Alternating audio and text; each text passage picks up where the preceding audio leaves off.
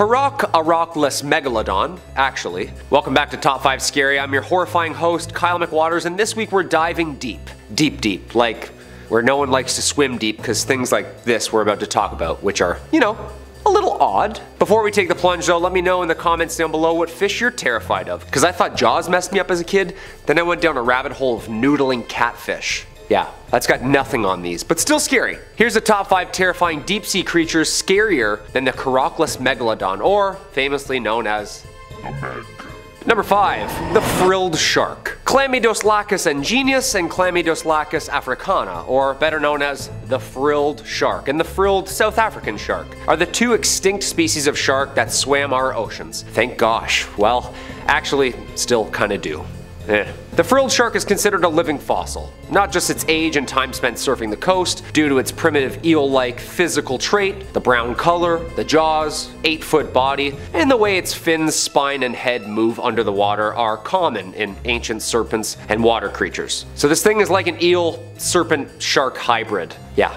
Little jarring. Commonly referred to simply as the frilled shark because of its 6 pairs of gill slits at its throat. It swims amongst the Atlantic and the Pacific Oceans, usually in deep, dark, murky waters of the outer continental shelf and upper continental slope. These deep dive sharks usually live and sleep near the ocean floor. Okay, that's a good sign, of course. They live on a diet of cephalopods, smaller sharks, and even swim to the surface at night to feed what's floating atop on the surface. When hunting, the frilled shark moves like an eel, bending and slithering to swallow prey with its long and flexible jaws, which are equipped with 300 rows of recurved, needle-like teeth. So am I just gonna like snorkel into one of these things any day now?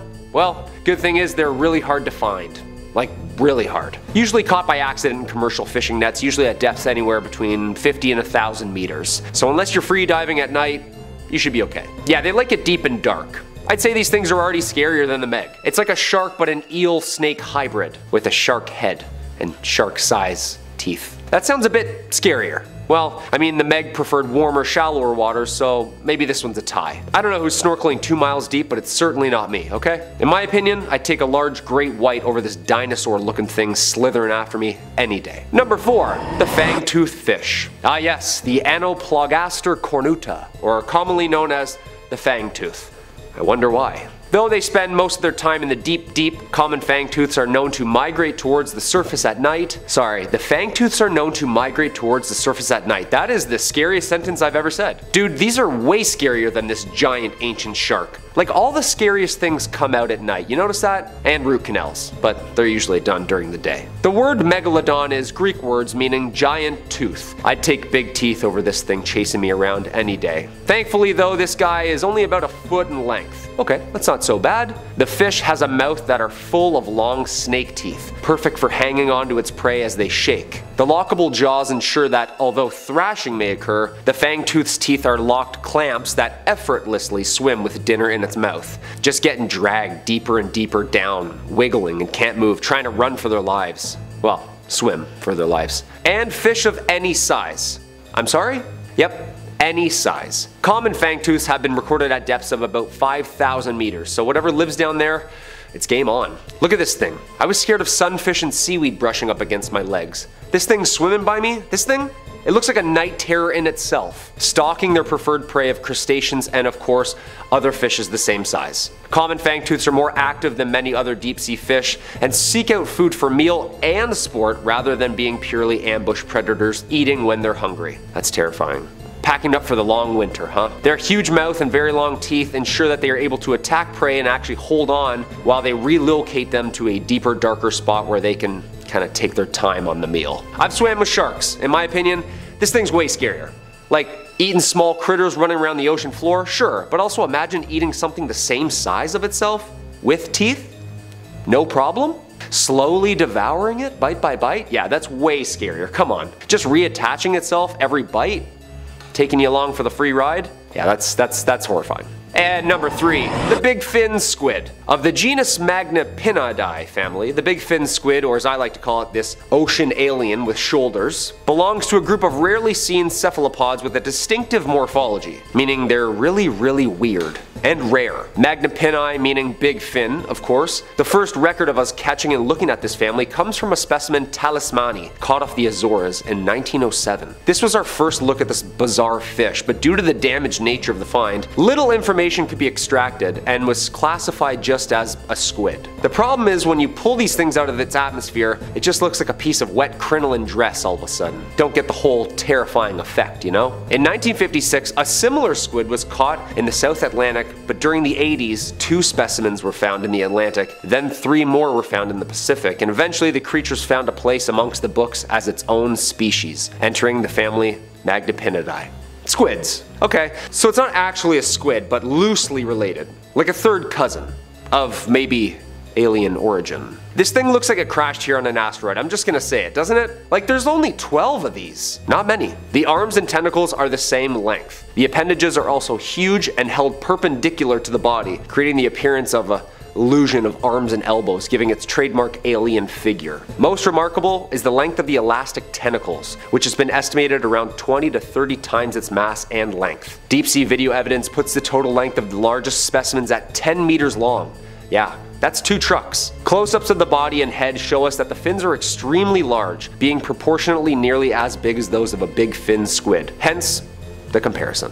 While they do appear similar, no specimens or samples of the adults have been taken out of the water yet, leaving their exact identity, bodily functions, and internal organs a mystery.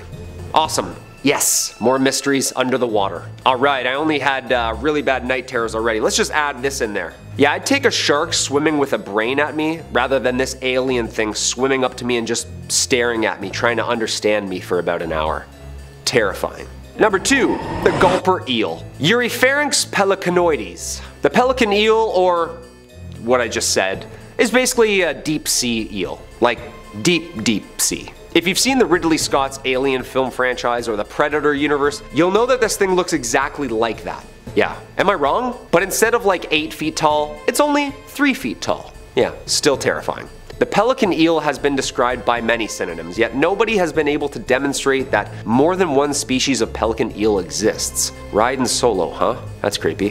One of a kind kinda deal. It's also commonly known as the gulper eel, or umbrella mouth gulper eel, due to its terrifying size and function of its mouth. The mouth and jaws resemble a pelican's gulp, hence the name. The morphology of the pelican eel can be difficult to describe because they're so fragile and oddly shaped that they become damaged when they're pulled out of the deep sea's immense pressure. We can't just swim all the way down there and take pictures, you know? The pelican eel's most notable feature, its mouth, which is much larger than its body, like 5 times the size. The mouth is loosely hinged and can be opened wide enough to swallow a fish 3 times its size. This thing has like a lower mandible of a python, just like unhinging it before dinner. The lower jaw is hinged at the base of the head with no body mass behind it, making the head look abysmally huge. It's basically a swimming mouth with a spine, tail, and I think a brain? Yeah, we don't really know yet. With dot-sized eyes, yeah. It usually is always moving too, rarely stationary. It hunts in some sort of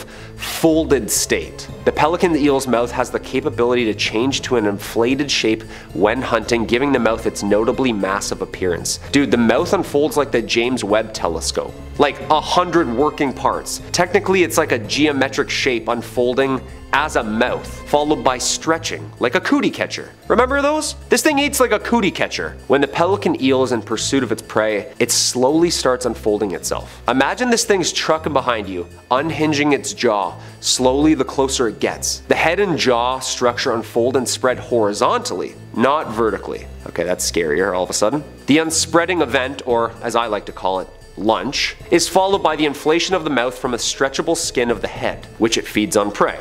Then, water's expelled via the gills. Okay, so it's basically a large strainer, and after it eats, it blows itself out, releases all the water back into the water.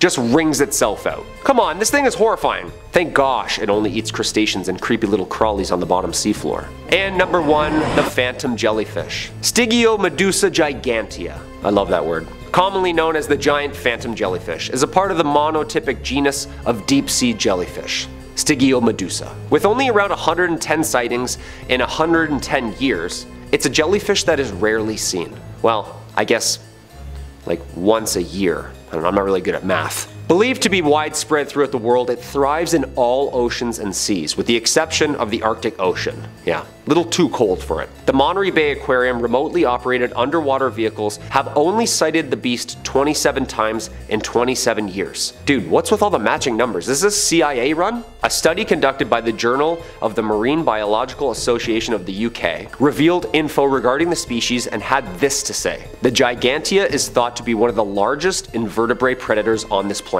One more time please. The largest predator. It is commonly found in the ocean's midnight zone, reaching depths of about 7,000 meters. Deepest human free dive is about 300 meters. Okay. Yeah, we're good. Unless you have a wide lung span. The largest predators in the deep sea, the giant phantom jellyfish's typical prey consists of plankton and small fish. The S. gigantea tends to be dominant in locations with a low productivity system, meaning it deters other predators of fish. Like, it likes it quiet. A shy eater, I'd say. However, when this thing is hungry, it battles squids, eels, and even whales. Okay, never mind. Just when I thought this thing was really cute, it fights off whales for food. The first specimen, weighing in at 100 pounds, was collected in 1899, but it wasn't recognized as its own species until 1959. Imagine this thing chasing you and catching you, tangling you in like 100 feet of netting tentacles so it can just eat you slowly. Does this thing have a consciousness? Like, you can kind of tell if a shark is swimming near or close to you or what it's kind of feeling. This thing just slowly, softly swimming towards you before it ingests you? Way scarier. Like, I'm convinced these landed here. The oceans are way scarier than things on land. We haven't even started to uncover the whole ecosystem yet. Well, there you have it folks, 5 creatures in my opinion that are way scarier than the Megalodon. Let's get real, if this ancient prehistoric shark was still around, there's nothing that could take this thing. But in an ocean full of deep, dark creatures, we have no idea. That thing is terrifying in itself, but I'm more terrifying. I've been your host, Kyle McWaters. Let me know down below what other deep sea creatures terrify you, and we'll dive deeper next time. Until then, lock the doors, keep the snorkel and the flippers buried in the closet, and until next time, stay spooky everybody.